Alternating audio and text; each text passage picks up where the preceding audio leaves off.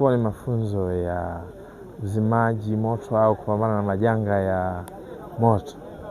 Kwa sisi, kwa wanafunzi ambao wanaendelea na mafunzo hapa, madereva wa magari makubwa na magari ya abiria na magari binafsi, ni sehemu ya topic, sehemu ya moja ambayo tunataka kufundisha. Lakini kama unavyojua kwamba kitokea moto nyumba ya jirani, utaamsha wanafunzi nini mkasaidia kuzima moto. Ukitokea jengo linaungua hapa la shule, la chuo, definitely na wananchi watakuja kutusaidia kuzima moto. Kwa hiyo hawa madereva wakipata ajali, gari ikianza kuungua moto, lazima tukuta na raia wanaingia kusaidia. Kwa hiyo tukabaini kwamba somo hili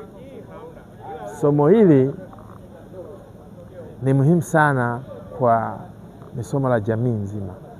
Kwa hiyo tumekuwa na hili somo, tukalitoa kwenye chumba cha darasa, tukaliweka kwenye viwanja vya chuo, na tumebandika matangazo mengi tu mitaani kwamba mwananchi yote yule anaomba ahudhurie kipindi hiki cha mafunzo ya uzimaji wa moto. Na tujaendesha walimu tu, tumealika wataalamu kutoka kikosi cha zimamoto, ndio walikuwa wanaendesha zoezi hili, na tukaandika na wenzetu polisi wa eneo hili walikuwepo, tukaalika viongozi wa serikali za mtaa walikuwepo. Walikuwa ni tukio la kupambana na zimamoto ambalo ni tukio la kijamii, kwa maana lilikuwa na sura hii, halikuwa limejifungia ndani, tumetoa nje na tukakaribisha na wenzetu kutoka nje.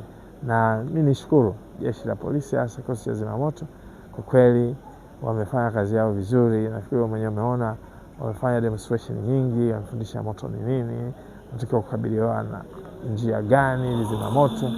Kwa hiyo hili zoezi ndio lilikuwa katika sura hii. Kwa labda kama ni msukumo unaona ni wa pekee, ni ule wa kwamba kwa nini tumeamua kuhusisha na watu kutoka nje na tukaalika guest speakers wenzetu wataalamu. Hii tu ilikuwa ni maboresho. Tumefanya hivi kwa ajili ya maboresho, na sababu za kualika watu wa nje ni hiyo kwamba tukio la moto likitokea huwa halina kusema huko ni tena, hata awe jirani yako ni adui yako, ukianza moto pale utajikuta unawiwa kwenda kuzima. Kwa hiyo tumeshirikisha, sasa tumejua kwamba hili ni jambo la kijamii hapa Chanika kama branch yetu mpya. Lakini hatujaja tu Chanika, tunakuja kwa sababu Chanika tuna eneo kubwa na tuna majengo mengi. Tunaongeza aina ya kozi zingine. Tutakuwa na kozi ya walezi wa watoto wadogo, kozi ya mwaka mmoja, na tumesajiliwa na Wizara ya Ustawi wa Jamii toka mwezi wa 5. Kwa hiyo kozi mpya mojawapo hiyo. Tutakuwa na kozi ya hotel management, tutakuwa na kozi za ususi, tutakuwa na kozi za ufundi magari na hizi zingine ambazo zinaendelea za udereva. Kwa hiyo sisi ni wadau wakubwa wa kupambana na ajali, lakini vile vile kupambana na tatizo la ajira kwa vijana.